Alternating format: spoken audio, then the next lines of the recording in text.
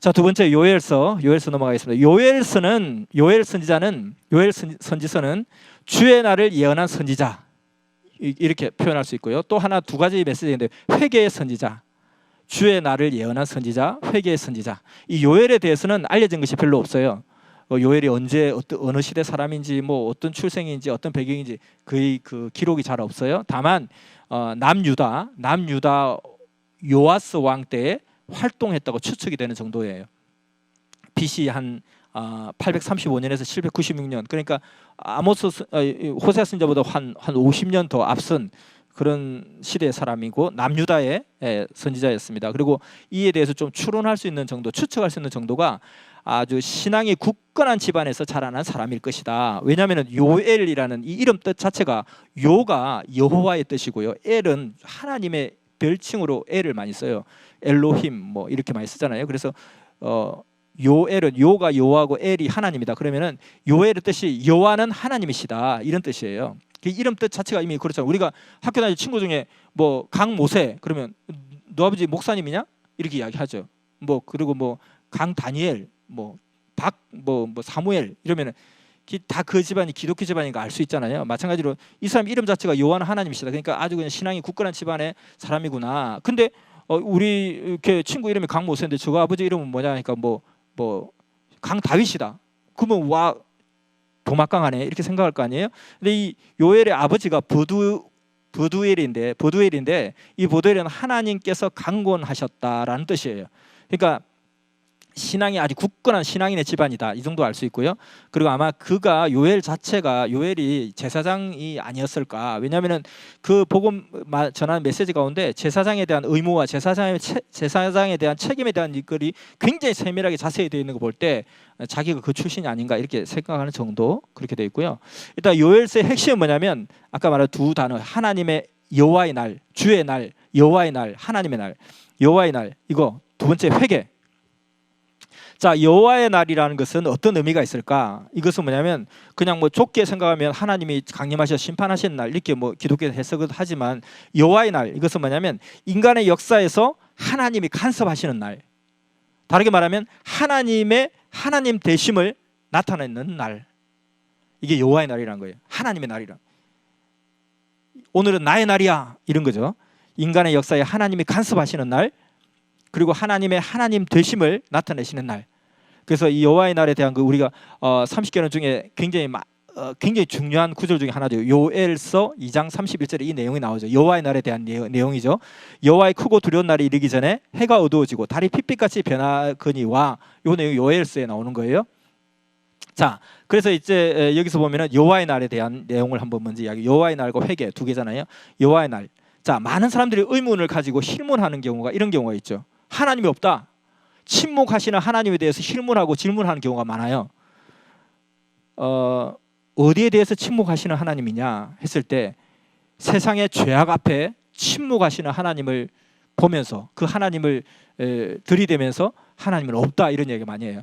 하나님이 계시는데 어찌 불의가 득세하고 악인이 형통하고 의인이 억울함을 당하고 하나님이 계시다면 이럴 수가 없지 라고 많은 사람들이 다 이야기하고, 하나님을 부정하는 많은 사람들이 다 이런 생각을 가지고 있어요.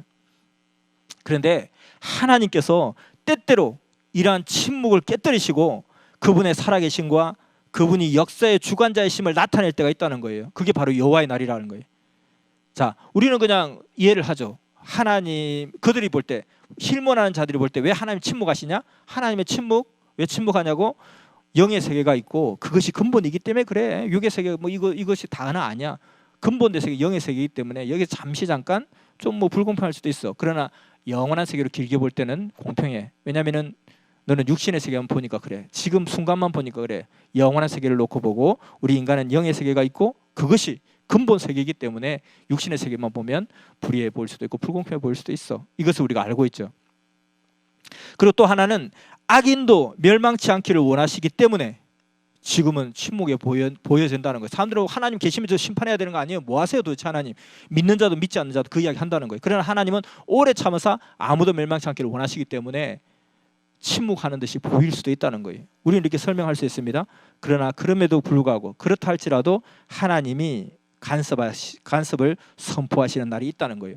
하나님이 하나님 되심을 알리는 날이 있다는 것을 외치는 것이 바로 요엘서의 하나의 핵심입니다. 두 가지 중에. 자, 그래서 이와 같이 하나님의 날이 임한다는 거예요. 하나님의 날이 더 이상 침묵하지 아니하시고 더 이상 참지 아니하시고 내가 내다 하는 것을 보이는 날이 있다는 거예요. 그 여호와의 날이 온다는 거죠. 그래서 빨리 회개를 하라 하는 것입니다. 회개를 촉구하는 거예요. 그 회개 메시지에서 첫째는 회개를 촉구합니다. 그 회개한 촉구하는 장면을 보면 요엘서에 보면 앞으로 엄청난 자연 재해와 경제적 재해를 통해서 경고하실 것이다. 그러니 회개하라. 지금 이 시대 같지 않나요? 지금 이 시대가 엄청난 자연 재해요. 그로 인한 경제적 재해가 전 세계를 뒤덮고 있습니다. 경제적 재해는 아직 시작에 불과하다고 이야기하죠. 대공황보다 더한 공황이 올 수 있다. IMF 때보다 더한 공황이 올 수도 있다 하는 것이죠. 지금 또 어마어마한 자연재해를 겪고 있습니다. 우리 한국은 그래도 덜한 편이지만 유럽 같은 데는, 미국 같은 데는 완전 유령 도시가 되어버렸다는 거예요. 미국에서 이야기하잖아요. 지금 이미 그 10몇 년 동안 참전했던 베트남 전쟁보다 더한 사망자가 지금 났다고 이야기도 하고 있고요. 앞으로 더 날 것이고 언제까지 갈지 가늠을 하지 못하겠다라는 이야기도 하죠. 그래서 이와 같이 회개를 촉구합니다. 여호와의 날이 곧 임할 것이니 너희는 회개하라. 자연재해와 경제적 재해를 통해서 경고할 것이니 회개하라. 어떻게 회개할 것이냐? 요엘서 1장 19절을 보면 여호와여 내가 주께 부르짖으오니 불이 목장의 풀을 살랐고 불꽃들이 들의 모든 나무를 살랐음이니이다. 절실함으로 부르짖음으로 회개하라는 것이죠. 어떻게? 불꽃이 나무를 사르듯이. 우리는 보통 이제 회개 이렇게 하면 기성에서는 더 그러죠. 이게 막 그 회개에 대해서 이 요엘서에도 2장 13절에 이런 이야기예요. 너희는 옷을 찢지 말고 마음을 찢고 회개하라. 그러니까 이 이스라엘 사람들은 회개할 때 보면 막 주여 하면서 회개할 때 뭐 옷을 막 찢는 걸 이렇게. 우리는 어떤 시기죠? 이 시대는 보통 이 신약 기성 시대 포함해서는 막 그냥 눈물을 엉엉엉엉 많이 흘리면 이게 내가 회개가 많이 됐나 보다, 성령을 받았나 보다, 회개가 많이 됐나 보다 이렇게 생각하잖아요. 그것처럼 이 사람들은 막 그냥 가만히 있다가 막 맨정신에 옷을 못 찢는 거예요. 뭔가 좀 흥분이 고조되고 막 뭔가 고조되면 막 옷을 막 찢어 발기나 봐요. 근데 하나님께서는 요엘서를 통해서 너희 옷을 찢지 말고 마음을 찢어라. 그것이 회개라 그랬습니다. 우리는 회개의 근거가 눈물을 많이 흘리는 것이 회개의 근거가 아니라는 거예요. 그와 같이 옷을 찢는 것이 회개의 근거가 아니라는 것입니다. 우리 회개를 의식화하는 경향이 많아요. 나는 눈물은 많이 흘렸지만 마음은 회개하지 않을 수도 있다는 거예요. 단순한 어떤 감정적 동요를 일으켰다 할지라도 그게 우리의 삶이 하나님 앞으로 돌이키지 않으면 그 회개가 아니라는 거죠.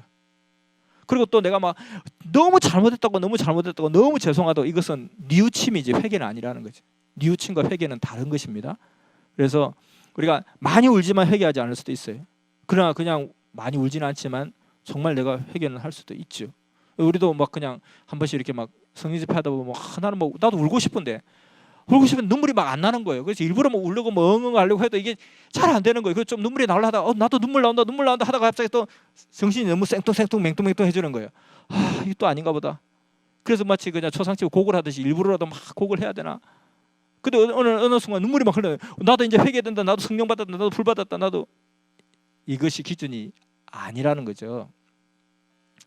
의지의 결단을 통해서 하나님 앞에 우리의 삶을 돌이켜야 그게 회개라는 겁니다. 그래서 옷을 찢지 말고 너희의 마음을 찢어라. 그리고 회개할 때는 정말 간절하게 부르짖으며 절실한 마음으로 부르짖으며 회개해야 된다 그랬습니다. 요엘은 주의 날이 곧 임하리니 회개하라고 촉구를 합니다. 무조건 회개하라고만 하지 않고 그냥 회개하라 하면서 왜 회개해야 될 이유를 외치기 시작했습니다. 주의 날이 임한다는 것은 단순한 협박이 아니라 경고가 아니라 회개를 촉구한 이유는 하나님이 우리를 사랑하기 때문에 회개하라는 거예요. 그러니까 너희들 안 하면 잡아 죽인다.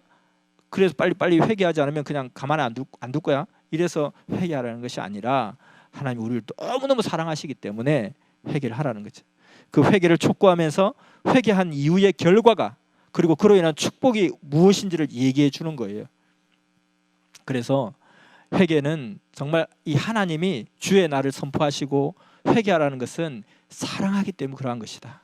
그래서 너희가 회개를 하면 이러한 결과가 나타날 것이고 이러한 축복을 받게 될 것이다. 거기에 방점이 있는 거예요. 그래서 요엘서 2장 13절에 14절에 보면 여호와께 돌아올지어다. 그는 은혜로우시며 자비로우시며 노하기를 더디하시며 인애가 크시사 뜻을 돌이켜 재앙을 내리지 아니하시나니 주께서 혹시 마음과 뜻을 돌이키시고 그 뒤에 복을 끼치사 이렇게 이야기하고 있습니다. 회개하고 오면 복을 주시는 하나님이라는 거예요. 그래서 근본적으로는 복을 주시려고 회개하라고 하는 거예요. 먹을 걸 주려고 빨리 손을 씻으라는 것이고 재앙과 심판의 날을 정하시고 회개를 촉구하십니다. 회개를 하면 복을 주시려고. 때로는 하나님께서 좀 급박을 하실 수도 있어요. 그냥 막 강요하는 것처럼 보일 수도 있고 협박하는 듯한 것도 보일 수 있어요. 그러나 그것이 그냥 협박하고 또 이걸 막 그냥 경고하는 것이 아니라 복을 주시고자 그렇게 하라고 유도를 하십니다. 그래서 하나님의 의도는 재앙이 아니라 심판이 아니라 회개하는 모습을 보고 긍휼히 여기시는 하나님이라고 그렇게 묘사를 하고 있습니다. 자, 우리가 긍휼 그리고 은혜 비슷한 말 같죠? 은혜와 긍휼 어떻게 다를까? 은혜는 이런 거예요. 내가 받을 자격이 없는데도 축복을 주시는 거예요. 내가 상을 받을 자격이 없어요. 내가 칭찬받을 자격이 없어요. 근데 상을 주시는 거예요. 이게 은혜고, 긍휼은 뭐냐면 어떤 입장이냐면 내가 마땅히 얻어 터져야 돼요. 내가 마땅히 벌을 받아야 돼요. 근데 그 벌을, 그 저주를, 그 심판을 주지 않는 것이 긍휼이라는 거죠. 구분이 되죠. 내가 그냥 이렇게 평상시라는 거예요. 근데 내가 상을 받을 자격도 없는데 축복받을 자격도 없는데 축복을 주시는 거예요. 이게 은혜. 내가 뒤지게 얻어 터져야 되는데 참을게 내가 그것을 주지 않는 것이 긍휼이라는 것입니다. 그래서 이와 같이 하나님은 우리가 회개하는 모습을 보시고 정말 저주받고 심판받아야 될 것을 용서해 주시고 참아주시고 또 그 터전 위에서 또 회개하니까 내가 받지 않을 상인데도 받을 수 없는 상인데도 그 상을 주시는 거예요. 축복이 은혜죠. 그래서 긍휼과 은혜의 역사가 일어나게 하시고자 회개하라고 하시는 것입니다. 그래서 회개의 결과가 어떤 결과가 나타나냐, 어떤 축복이 나타나냐, 육적인 축복과 영적인 축복이 나타나는데 육적인 축복은 물질의 축복, 건강의 축복, 안전의 축복, 우리가 원하는 그런 축복들이죠. 영적인 축복은 그 유명한 구절이 있죠. 요엘서의 2장 28절에 보면 내가 내 영을 너희에게 부어주리니 너희 자녀들이 장래일을 말할 것이요 너희 늙은이는 꿈을 꾸며 너희 젊은이는 이상을 보리라. 이게 사도행전에도 이걸 그대로 인용해서 이야기하고 있잖아요. 성령의 충만을 받은 그 역사 속에 성령의 권능이 임했을 때 어떤 역사가 일어나냐, 하나님의 영을 우리에게 부어주신다. 그러면 너희가 뭘 하죠? 자녀들이 장래를 말할 것이고 늙은이는 꿈을 꾸고 젊은이는 이상을 볼 것이다. 이게 요엘서 2장 28절에 나오는 회개한 이후에 받게 되는 영적 축복의 그 내용이 바로 이 내용이라는 거예요. 그래서 회개하면 성령의 충만을 받고 성령의 권능을 받는다는 거죠. 우리는 뭐 어떤 그 권능이 필요합니까? 능력이 필요합니까? 진실로 회개할 때에 그런 능력의 역사가 우리 가운데 임한다는 것을 우리는 알 수가 있습니다. 회개하면 물질적인 축복을 회복시켜 주시고 성령을 부어 주셔서 하나님이 주시는 이상과 환상을 보고 꿈과 비전을 품게 하시고 결국에는 그것을 성취하게 하신다는 것입니다. 자, 정리하면 요엘서의 핵심 메시지는 주의 날이 임할 것이다. 그러니 너희는 회개하라. 이 두 가지가 핵심입니다. 근데 회개하지 않으면 재난을 당할 것이나 회개하면 축복을 주실 것이다. 회개하면 축복을 주신 것을 보장하면서 축복을 주실 것이라는 것을 보장하면서 사랑의 음성을 던지십니다. 그 메시지가 돌아오라 여호와께로.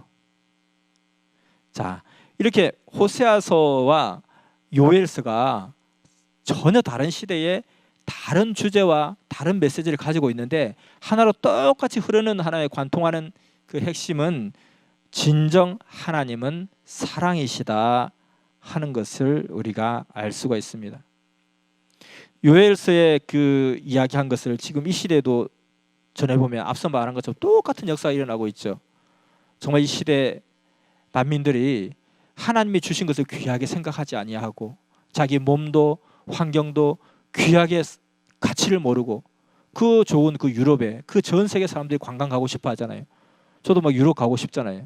가서 뭐 때문에 가려고요? 그 사람들 보려고 가는 게 아니라 그 자연 환경, 스위스 또는 또 동구 유럽 그리고 스칸디나비안 너무 좋다 가고 싶죠. 그리고 그 문화유산들 그들의 신앙적 유산들 이태리, 스페인 너무너무 가고 싶죠. 거기 성당 그리고 거기 어떤 뭐 건축물들 이런 것들 무슨 뭐 영국에 뭐 가서 우리가 뭘 봐요? 거기 있는 여러 가지 문화 예술들 역사 속에서 기독교 역사 속에 나왔던 그런 모든 그 귀한 것들 하나님 주신 것들을 귀하게 여기지 못하고 하나님께로 영광 돌리지 못하고 축구에 막 축구를 하나님처럼 섬기고 사랑하면 축구가 신앙이 되어가 살아가고 있고 하나님께 영광도 돌리지 않고 그러니까 회개를 촉구하시는 거예요. 무엇을 통해서? 자연재해와 경제적 재해를 통해서 회개를 촉구하시는 거고 이미 그 전에 요엘 같은 선지자가 각 처소에서 각 분야에서 생각 있고 지성 있는 많은 자들이 외쳤을 것이고 섭리의 복음에 가서 외쳤고 이 시대의 중심자 역사가 주를 통해서 외치고 있고 그럼에도 불구하고 깨닫지 못하고 할 때에 자연재해를 통해서 경제적 재해를 통해서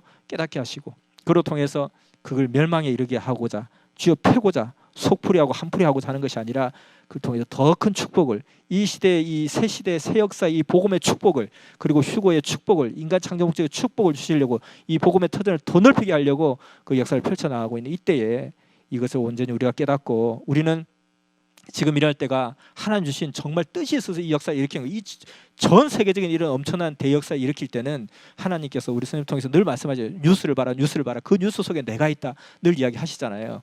그래서 이 복음의 사역자들은 한 손에는 말씀을 들고 한 손에는 이 세상의 소식을 들고 있어야 된다는 거예요. 그게 신문입니까? 뭐 미디어입니까? 뭐 들고 있어야 된다는 거예요. 그 속에서 하나님이 역사하신 거 우리가 볼 수 있어야 된다는 거예요.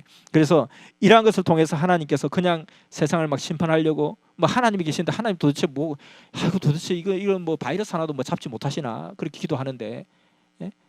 선생님 막 기도하면 바이러스 없어지고 막 왜 그렇게 안 하지? 아유 시험 돈다 진짜 좀 의심스럽다. 그러다가 또 그런 사람한테 갑자기 뭐 악평 하나 툭 떨어지면 어쩐지 그렇더라 이렇게 되는 수준이라는 거예요. 이걸 통해서 우리는 하나님의 큰 뜻을 생각해 보자는 거예요. 요엘 시대와 같지 않는가? 그러니까 성경을 보다 보면 어느 성경을 봐도 호세아 선지자를 보면 야 호세아가 꼭 지금 이 시대 같지 않아? 요엘 보니까 지금 이 시대 똑같네. 요엘이 지금 이 시대네 뭐. 다 성경이 다 나한테 적용이 되고 우리 섭리에 적용이 되고 이 시대 적용이 다 되는 거예요. 그러니까 하나님이 성경을 그렇게 편집을 하신 거예요. 그렇게 그 하나님의 말씀이기도 하죠. 그 많은 성경에 들어갈 것 중에 하필 요게 왜 들어갈 거 하필 요게 왜 들어가 있냐는 거예요. 이 편집자가 누구예요? 하나님의 사람을 통해서 편집하신 거잖아요. 이와 같이 이 시대 또 선생님을 통해서 말씀하고 계시고 그래서 이런 걸 볼 때 지금 이 시대와 연결해 볼 때 정말 이 시대가 하나님께 더 큰 축복을 주시고자 지금 우리 가운데 이런 자연재해와 경제적 재해를 통해서 진심으로 회개하기를 촉구하고 그 회개의 근본은 하나님께로 돌아오라. 하나님의 그 사랑을 깨닫고 하나님께로 돌아오라. 이것을 통해서 회개하면 엄청난 축복을 너희에게 주리라.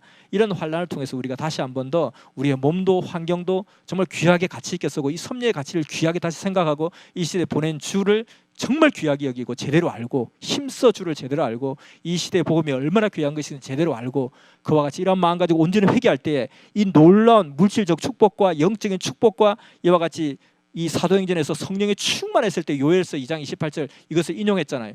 이 요엘서 2장 28절이 바로 요엘서에 주시는 회개한 이후에 받는 축복의 하나의 어떤 핵심적인 알맹이가 바로 이거라는 거예요. 이와 같이 엄청난 성령의 충만을 받고 이와 같이 놀라운 비전의 역사를 펼칠 수 있는 이 기회 때를 주실 때에 이때 우리가 21일 작전기도 40일 작전기도 70일 작전기도 야 40일 끝나면 또 70일 한대 뭐 그때 하면 되지. 그게 아니라 지금 이 귀한 기회의 시간이 지금 막 흘러가고 있다는 거예요. 이때 정말 우리가 깨어서 정말 뜨겁게 기도하고 불같이 기도하고 울부짖으며 기도하라 이렇게 말씀하셨고 정말 내가 옷을 찢지 말고 마음을 찢으며 기도하고 눈에 눈물 흘리는 것이 아니라 마음에 피눈물을 흘리면서 주의 심정의 눈물을 흘리면서 주와 같이 행해보면서 그 마음과 심정을 받아야 되는데 이러한 때에 악평이 어떻다 저떻다 뭐 그냥 어떤 방송을 봤는데 힘들다 저떻다 이렇게 하고 있을 때가 아니라는 거예요. 그럼 뭐 누군들 뭐 그냥 대단한 능력이 있어서 그런 게 아니고 다 우리 힘없고 부족하고 나약하고 뭐 그냥 가정에 핍박이 쏟아지면 당장 나도 무슨 말을 해야 될지 솔직히 모르겠는 거예요.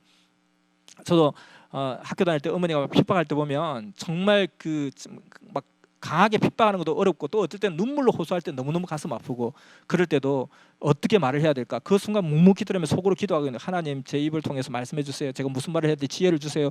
하나님 지혜를 주세요. 지혜를 주세요. 자 지금 말합니다. 하고 입 딱 여는 순간 내가 감동될 정도로 내가 눈물 날 정도로 그 말이 막 입에서 나오더라는 거예요. 그래서 누가 능력이 있어서 하는 게 아니라 오직 하나님을 절대로 의지하면 내가 능력이 없으면 더 간절하게 구해야 될 거 아닙니까 사실은. 그렇게 구하면서 하나님의 능력의 역사를 간구하는 우리가 되면 좋겠습니다.